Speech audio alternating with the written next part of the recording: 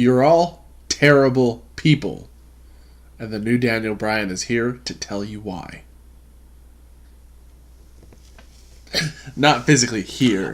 In studio. You're just talking because he was on Smackdown calling us terrible. Telling everybody why they're terrible people. Got it. Well, the new Daniel Bryan's kind of a terrible person, too, because he kicked a man in the balls.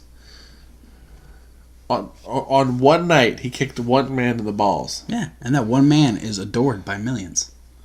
Yeah. It's AJ freaking Styles. So are cows. I'll kick a cow in the balls, and then I'll eat a hamburger right after. All right, let's talk about what happened on SmackDown. So you kick AJ Styles in the balls and then eat him as ground beef? No, because AJ Styles is not a cow. All right. That's cannibalism. It's a completely different situation. We opened up with a contract signing where we had Becky Lynch, Asuka, and Charlotte all sign the contract for their Triple Threat TLC match. We opened with, it's a very risky move that Raw or SmackDown would open up by copying Raw and opening up with the women. Yeah. Starting the show. I mean, not bad that they're opening up with the women's segment on the show. But it's when Raw has already done it. When you're copying something that Raw did, it's risky because Raw is not having a great track record as of late. But luckily, SmackDown knows how to use its talent, so we had the contract signing. The ladies kind of threw some shots at each other. Becky signed the contract and left. Asuka and Charlotte got into it a little bit more. This led to Sonya and Mandy coming out and eventually making a tag team match, which Becky Lynch was at ringside for, where Sonya and Mandy defeated Charlotte and Asuka because Charlotte and Asuka had a little bit of a miscommunication, and Asuka just decided to kick Charlotte in the face. And now we're actually going to get Asuka versus Charlotte next week on SmackDown. What? Then we had Jey Uso defeat Cesaro and Xavier Woods in a triple threat match. And we'll now have a three-way rap battle next week. This is all building towards the triple threat tag team match that will happen at TLC. I'll tell you that Cesaro will lay down the sickest bars of the whole rap. They don't just set the bars, they write the bars. Yeah, the thing is, it's going to be really hard to understand him because he's going to rap with his mouth guard in. In one of the 5 languages that he speaks. Oh, Cesaro, rap in all 5 languages. I bet he will. Will Sheamus rap in Gaelic? No. No? Okay. Well, then I don't want to watch anymore. Rusev wants to feast on Nakamura. Take that as you wish. We had Miz TV with Daniel Bryan. This is where Daniel Bryan said that we were all terrible people and wouldn't give The Miz any of the answers that he wanted.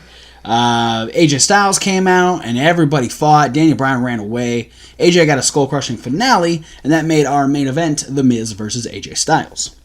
Then we had Randy Orton defeat Jeff Hardy with little help from Samoa Joe, who was hanging out at the bar and telling Jeff he's a terrible person. AJ Styles in the main event defeated The Miz and then was attacked by Daniel Bryan.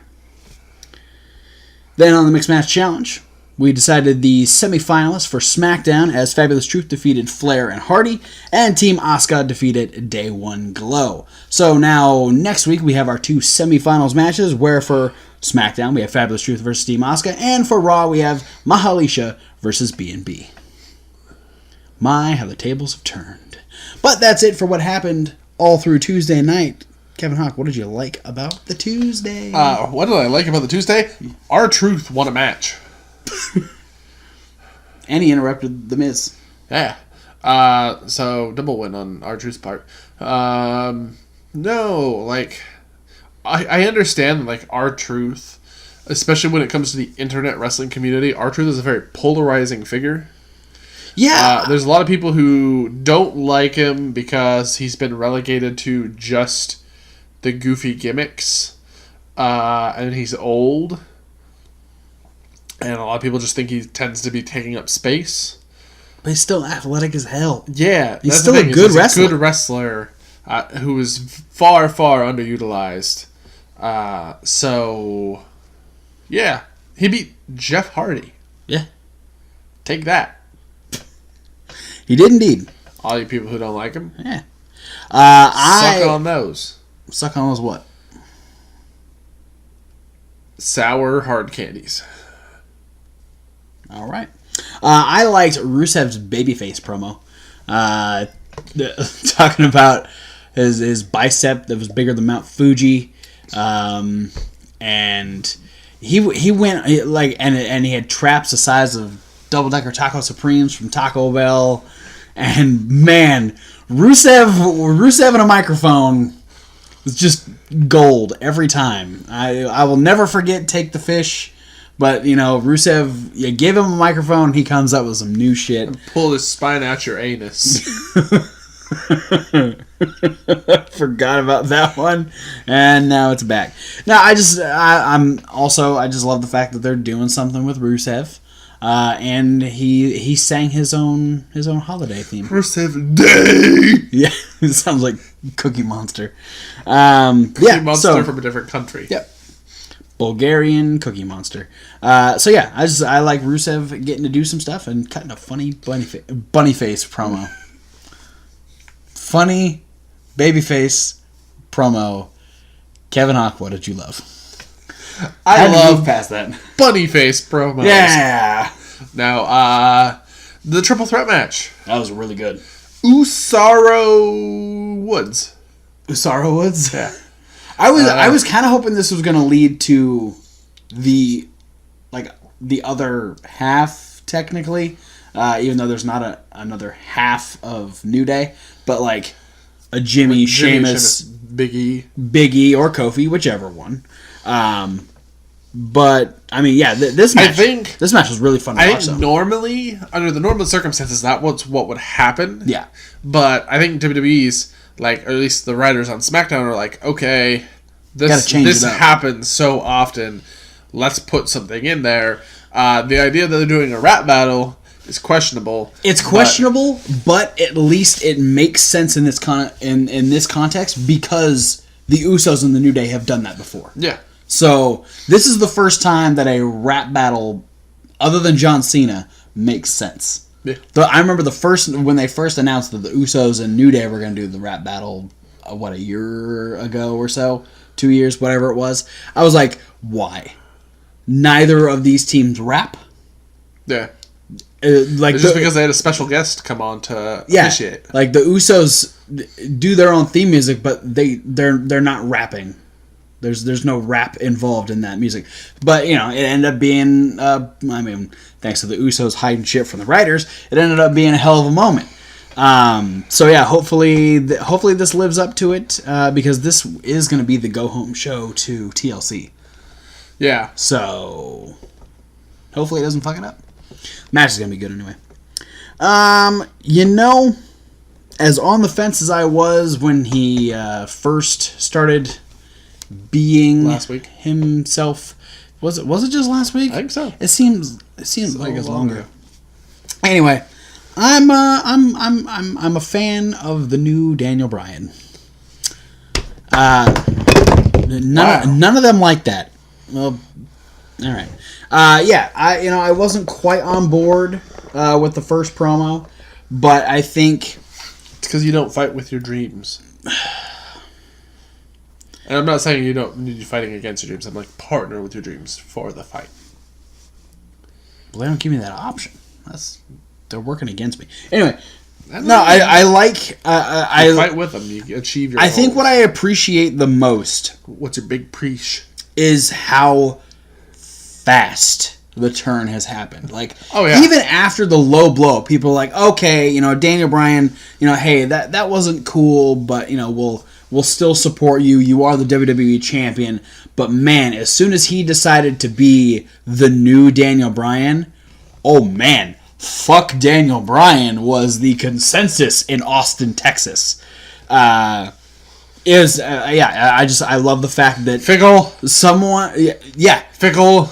Daniel Bryan has fickle. I mean, I would hope that people realize that it's part of the show, but I feel like Daniel Bryan encapsulated wrestling fans so well in this heel turn. Oh, absolutely! It's fantastic. I'm very much a fan of the new Daniel Bryan. It's really interesting to see the dichotomy of two newly turned heels. Yes, on two different shows. Absolutely, we have Dean Ambrose and Daniel Bryan, and they're both doing the same thing. Yeah, they're both 180ing their whole attitude, and they're both in ways, they're both shitting on the fans. Right.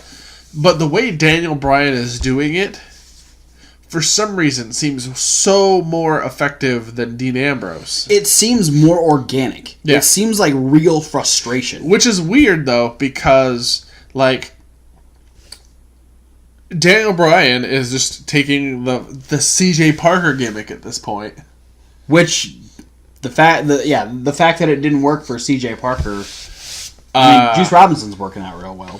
But, like, the person who has had the history of playing a heel probably a lot more than Daniel Bryan. Oh, absolutely. At least in WWE terms. Yeah.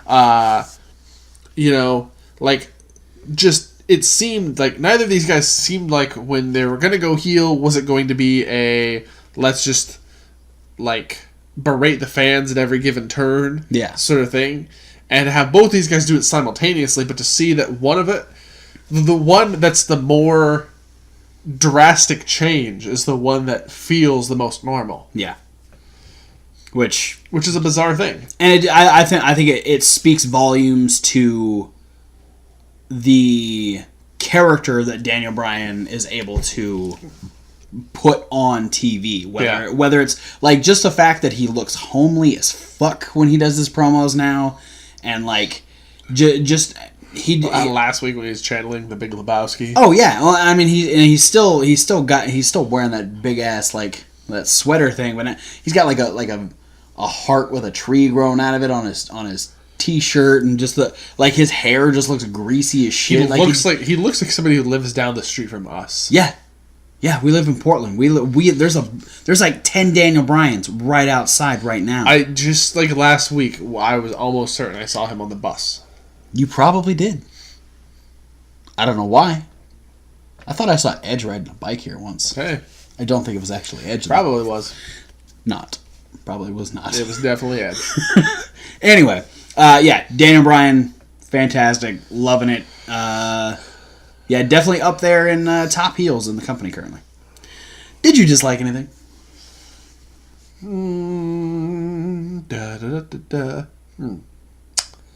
No, not really. I just have a preference thing. Oh, yeah? Did we need to do Randy Orton versus Jeff Hardy again? No. Like, they both have their own feuds. Like, Jeff could have gone against anybody. Maybe it's just they're running out of people. SmackDown's the one that's getting... The only person that's hurt on... Raw's the one that's running out of people. They're the one that keeps getting hurt. The only person that's hurt on SmackDown is Ty Dillinger. So who would you have rather seen Jeff Hardy go against? I don't know. Because there's only one person that comes to mind for me. Okay. Because he's the only high enough on the totem pole heel. It would be Andrade. Yeah, why not? Do something with Andrade. I think that win wouldn't be... It's not going to be consequential to be like, oh, now we're going to do a Jeff Hardy versus Andrade thing, because it was obviously Samoa Joe was the reason that Jeff Hardy lost. So now you give Andrade that win over someone who's well established in WWE history and currently. And that's a big win for Andrade, and he keeps going up, and you can keep doing the Jeff and Joe thing. Yeah, I think what it comes down to is that they don't have the 3 hours like Monday Night Raw does. If they had the more time, or if they used their time more wisely... No more time. That's what I'm saying. It's like if they had the extra time, or if this was happening on Raw, or if they were managing their time better on SmackDown, which I'm saying is they usually do a really good job. I thought they did fine on this. Yeah, and I'm not saying they did a bad job. I'm just saying, if you flip things around a little bit, you could have had the Andrade and Jeff, but what it is they wanted to use the segment to further 2 different segments, because they wanted to have Randy do the pre-match promo, which they could have done that as a separate promo, but if they do it, and this is a time management thing, if they do the promo while he's having an entrance for a wrestling match, you're cutting down time, and you're furthering both storylines now. So what it comes down to is it's WWE just crunching things into a shorter amount of time. I vote to not completely ruin Lars Sullivan and do the Randy Orton promo instead. Because we don't need to book. We don't need to build Lars Sullivan 2 times a week every single week before he shows up on TV. But you've never seen a freak like him. Big Show, Mark Henry, Kane, The Undertaker, Shrek. Gene Snitsky, Shrek. fucking Mike Knox. Shrek. He looks like Shrek. Apparently Shrek. Anyway, that's it for Tuesday Night Live, guys. Thanks for watching. Don't forget to like, comment, and subscribe. Click those links down below. There are so many social media links. There's also a podcast link. That's the one that says SoundCloud. Give this review and all of our regular reviews in podcast form, and there's Reasonable Wrestling Fans. It's reasonable that W. Like what's wrestling. up? Because our won. That also. There's a list with Kevin Hawk. There's Question of the Week with Thomas Wolfe. Other videos loosely based around wrestling. We have an entire playlist of unboxing videos. And just a couple days ago, we had a brand new video go up in our punishment playlist. And that's me having to deal with whatever punishment was bestowed upon me by the wheel of punishments. So go check out and see what happened there. But for now, guys, thanks for watching. And we'll see you at whatever video you decide to watch next. Let's just have... Oh, no, never mind. I don't want Jeff Hardy to lose to... Fuck Modus. Plus they're on Raw. Yeah. Right? Mm-hmm. I forget. They're not on TV anymore. Nope. Probably for the best. Definitely for the best.